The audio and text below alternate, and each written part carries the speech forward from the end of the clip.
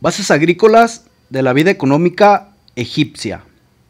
Como hemos indicado en el capítulo anterior, los historiadores de la economía están de acuerdo en que Egipto es el área en la que la agricultura estable hizo por primera vez su aparición de manera permanente. Probablemente existió antes que en ninguna otra parte del periodo neolítico. La agricultura siguió siendo la clave de la prosperidad y de la vida económica egipcias, aunque la manufactura comenzó a jugar importante papel en la época de los faraones. La base social y la organización de la agricultura se desenvolvieron en sentido paralelo a la evolución social y política del Estado egipcio. En un principio, el cultivo de la tierra fue probablemente más bien irregular y personal, porque era llevado a cabo por campesinos libres de manera rudimentaria. Con la estratificación social, el poder de los monarcas locales, el crecimiento de la nobleza feudal y el aumento de autoridad del sacerdocio, la organización agrícola tuvo que modificarse para hacer frente a la nueva situación. Especialmente importante fue la centralización del poder político en manos de los faraones, porque tal cosa también significaba la centralización del poder económico. Oportunamente, el cultivo de la tierra por los campesinos libres fue gradualmente sustituido por el control de los faraones. El crecimiento de los grandes estados señoriales vigilados por el faraón y el desenvolvimiento de los latifundios de los templos controlados por los sacerdotes, que gozaban de una inmunidad fiscal que no alcanzaba a la nobleza feudal. El grado en que los señores feudales eran controlados y obligados a pagar por el faraón dependía del poder relativo de éste y de los señores feudales. En la época del feudalismo y en los periodos de debilidad del poder real, los señores feudales gozaban de grandes inmunidades y libertad en el orden fiscal. En la época de los faraones fuertes, estaban sujetos teórica y prácticamente al gobierno de tipo paternal. Después de la ascensión de los faraones, la tierra fue trabajada en tres diversas clases de estados agrícolas. En primer lugar estaban los estados del faraón, propiedad directa de éste, trabajados por los siervos y los esclavos reales. Cuando los monarcas eran poderosos, estas tierras fueron muy extensas y la renta que producían grande. Luego venían las tierras pertenecientes a los grandes señores feudales, cultivados de acuerdo con un sistema de vasallaje. Teóricamente todas las tierras pertenecían al faraón, pues era el señor universal de Egipto, pero en la realidad estaban controlados por los grandes señores feudales, sujetos, desde luego, a la estrecha vigilancia y fuerte tasación del faraón. De este último nos ocuparemos después en relación con el sistema fiscal del antiguo Egipto. El cultivo efectivo de dichas tierras era llevado a cabo por hombres libres, por una población semiservil y muy semejante a los siervos medievales, y por los esclavos. La cantidad de tierras cultivada por los templos bajo control del sacerdocio llegó a ser extraordinariamente grande en el Egipto posterior. Los donativos reales y los actos de beneficencia fueron en gran parte los responsables de este fenómeno.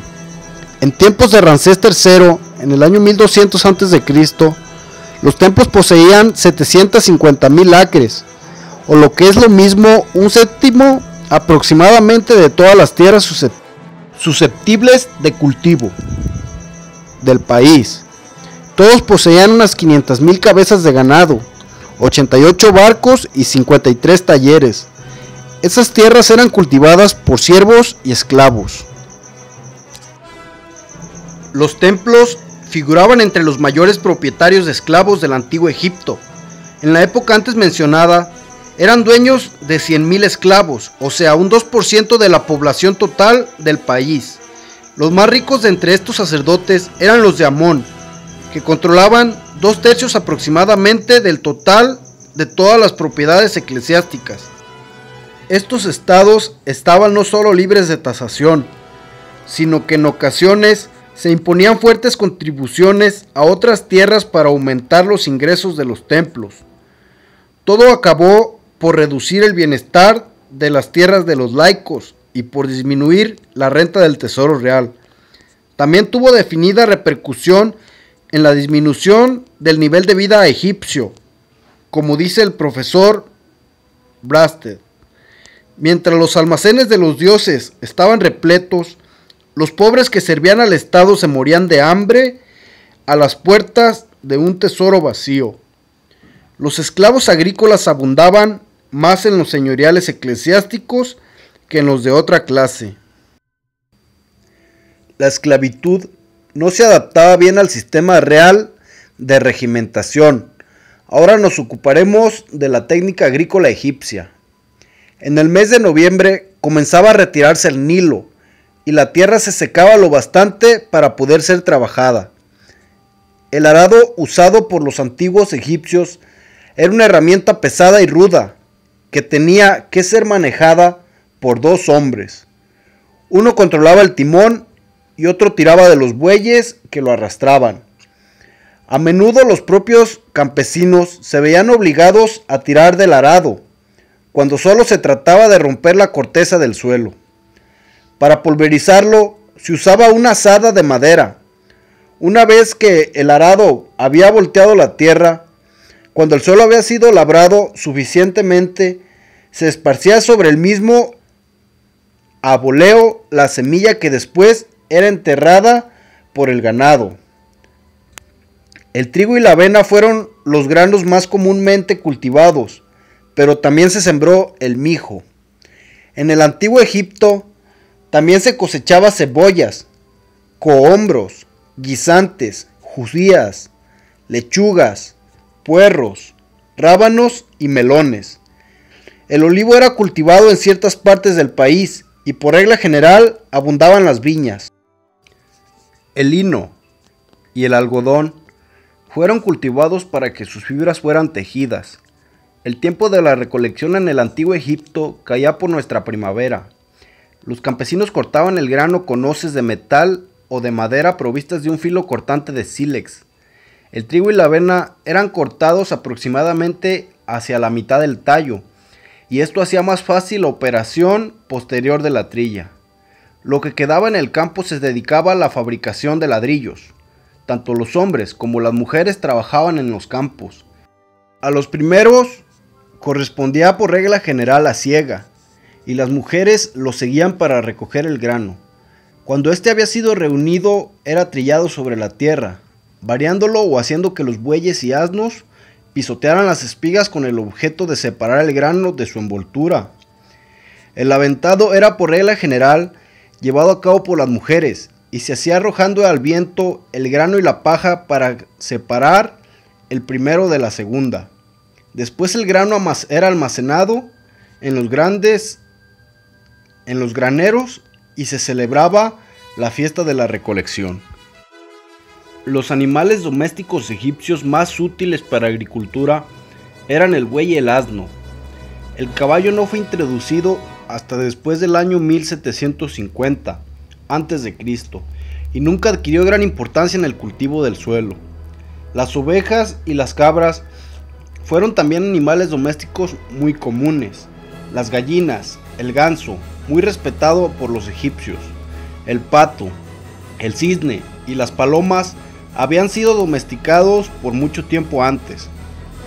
La gallina desconocida en Egipto primitivo fue introducido bastante después, procedente de la India. El camello, un animal que inevitablemente asociamos con la palabra Egipto, no fue usado como bestia de carga hasta la época de los Ptolomeos. La agricultura constituía la riqueza principal y la prosperidad de Egipto. Era la fuente de su poder y fue su ocupación más vital. No cabe duda de que fue mirada con disgusto por los trabajadores agrícolas. La gran mayoría de los campesinos eran siervos y su condición no fue en modo alguno envidiable. La vida y las actividades de la población campesina estaban regimentadas y controladas por las revelaciones de los dioses, de una parte, y por otro, los edictos de los gobernantes casi divinos. El faraón, por medio de sus dignatarios, decidía qué cosechas debían ser cultivadas, en qué campos deberían ser sembrados y determinaba por último el porcentaje de las mismas que debía ser entregado al gobierno. En justa reciprocidad correspondía a los gobernantes el proyecto y la ejecución de los grandes sistemas de riego y de recuperación de terrenos. Al propio tiempo que daban a los labradores la protección policíaca y militar pertinentes. Una vez que la cosecha había sido recogida, seguía lo que era corriente denominar la estación casera del año egipcio, que duraba hasta que el Nilo comenzaba de nuevo a desbordarse en julio. En estos meses de intenso calor se trabajaba poco, principalmente durante los periodos de inundación, época en que casi toda la población podía ser sustraída a las labores agrícolas y el valle inundado hacía posible el transporte de los materiales necesarios. Era cuando se construían los palacios, pirámides y otras grandes obras públicas. Era también la época del año más favorable para emprender expediciones militares.